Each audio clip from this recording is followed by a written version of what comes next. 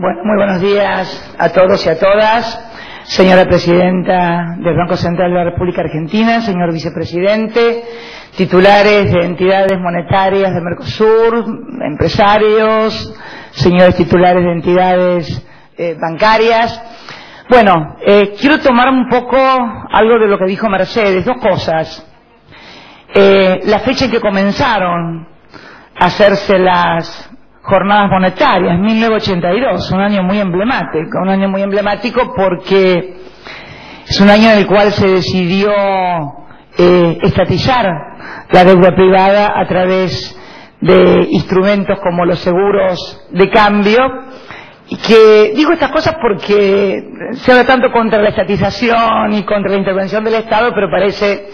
que cuando la intervención del Estado iba encaminada a través de medidas del Banco Central, como era el seguro de cambio, destinadas precisamente a transferir el peso de las deudas privadas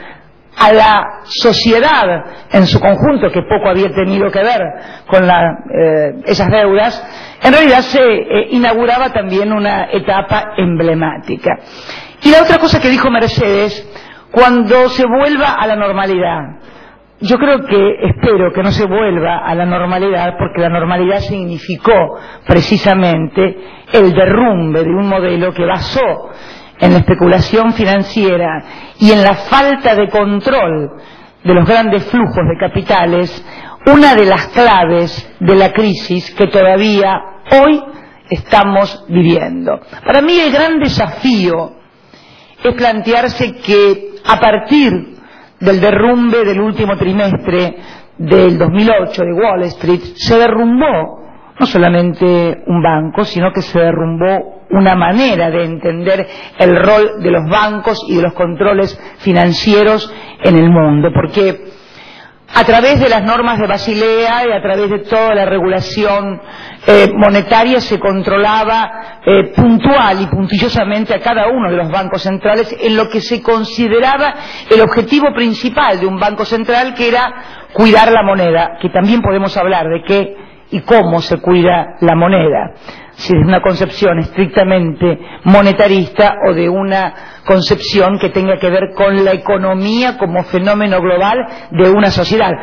Debe ser también un buen augurio que estemos haciendo hoy estas jornadas monetarias en el Día de la Industria. Hoy en la República Argentina es el Día de la Industria, algo que también tiene que ver con la economía y también tiene que ver con el rol de los bancos, del crédito, y por lo tanto algo en lo que también una correcta política monetaria, una correcta política desde el Banco Central tiene que visualizar al país en su conjunto. Por eso esto que acaba de decir Mercedes, el cambio de programa monetario, un programa monetario que había previsto un crecimiento económico del 2,5, cuando tenemos un crecimiento económico acumulado en los últimos 12 meses del 9%, está claro que debía ser formulado. En realidad,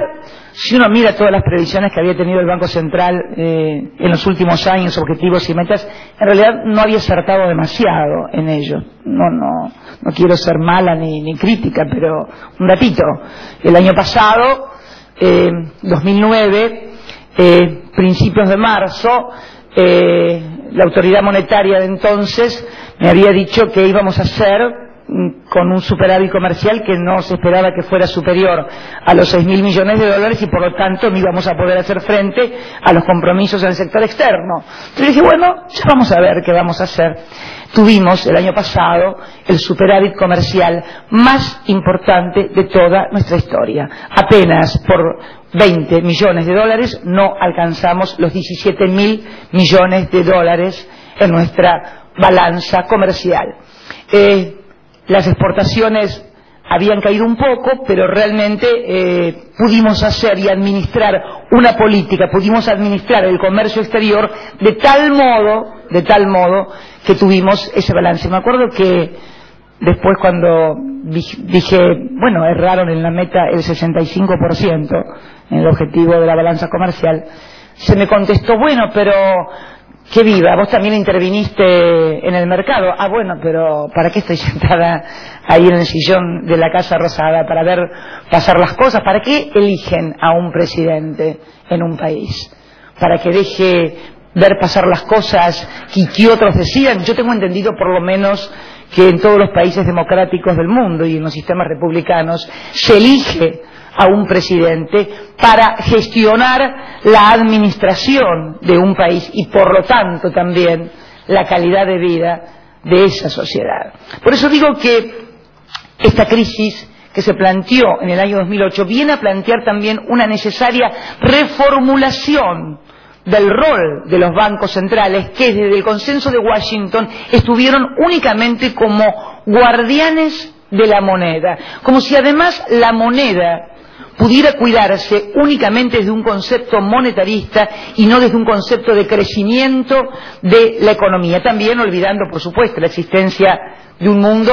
donde quienes pregonaban estas cosas son moneda de reserva, tienen la máquina de emitir, pueden tener déficit comerciales y fiscales monumentales, si total se lo financiamos todos los otros bancos centrales que estamos diciendo que tenemos que cuidar la moneda de una manera, tenemos colocadas nuestras reservas al 0,5% anual en Basilea, mientras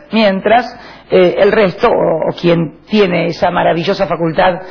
quien pudiera, ¿no?, tener una máquina que emitiera dólares. Bueno, la tiene uno solo, la tiene Estados Unidos. Entonces creo que es bueno comenzar a discutir y debatir estas cosas. ¿Cómo se cuida realmente el valor de una moneda en una economía? Y está claro que la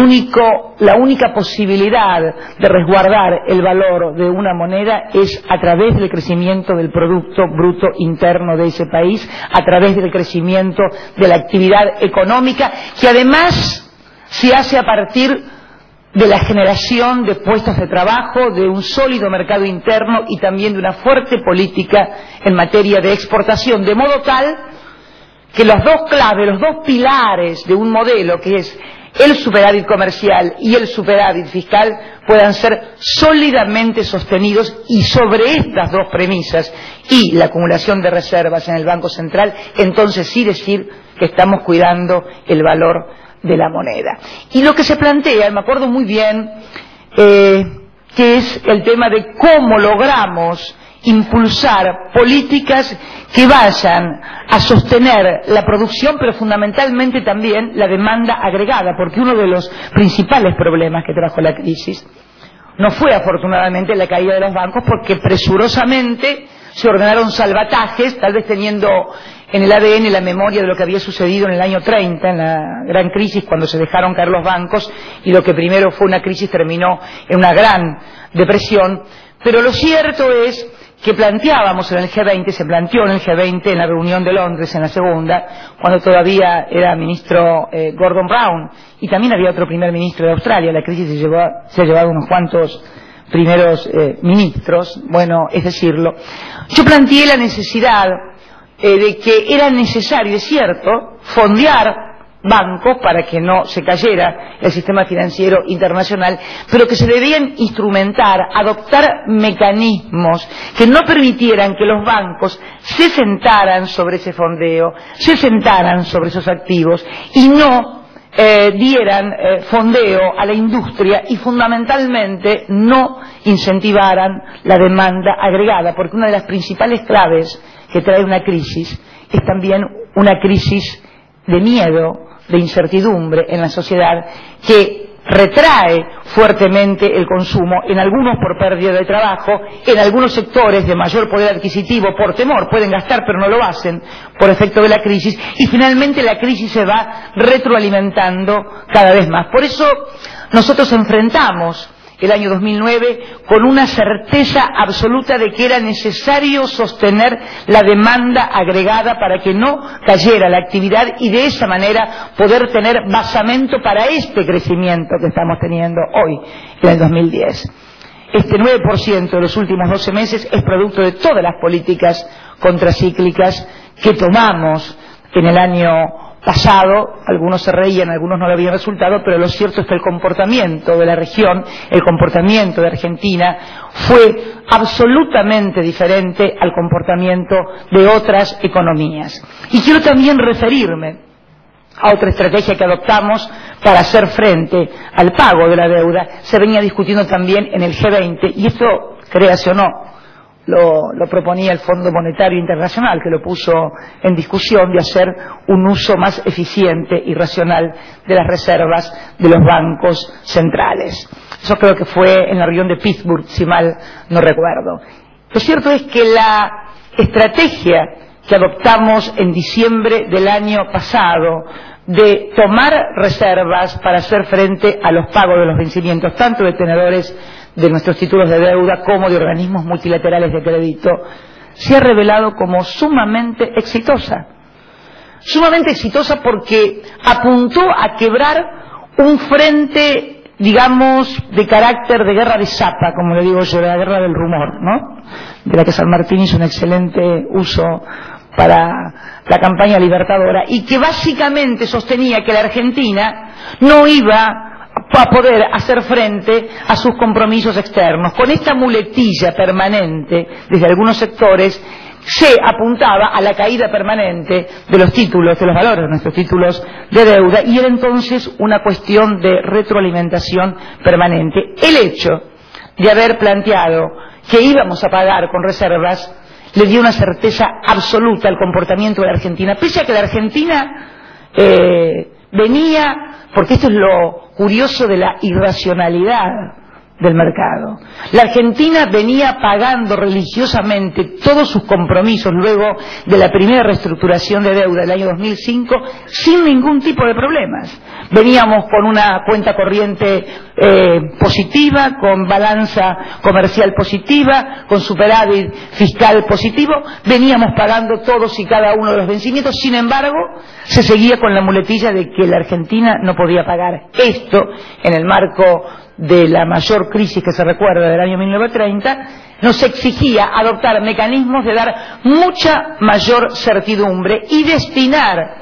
esos recursos que teníamos para pagar los compromisos externos, precisamente a sostener la demanda agregada en una política agresiva que no nos dejara caer el Producto Bruto y fundamentalmente no nos impactara en el nivel de empleo. Un nivel de empleo que luego de décadas habíamos logrado llevar a un dígito y que ahora, afortunadamente, en el último trimestre volvimos a hacerlo descender a un 7.9. Hubo una gran resistencia a esta estrategia. Hubo una resistencia diciendo que se venía el mundo abajo, que nos íbamos a quedar sin reservas, pese a que uno podía acreditar que fue precisamente esta gestión con este modelo económico el que había permitido este grado de acumulación de reservas récord en nuestra historia, teniendo además como antecedente el pago de casi 10.000 millones de dólares al Fondo Monetario Internacional en el año 2006, por el cual por primera vez, desde que Argentina ingresa en Bretton Woods, 1957 si mal no recuerdo, no tenemos ningún nivel de endeudamiento, al igual que Brasil, con el Fondo Monetario Internacional. Ustedes se acuerdan lo que era la famosa historia de los stand-by, de los waivers, etcétera, que eran noticia cotidiana en todos los diarios. Bueno, adoptamos esta estrategia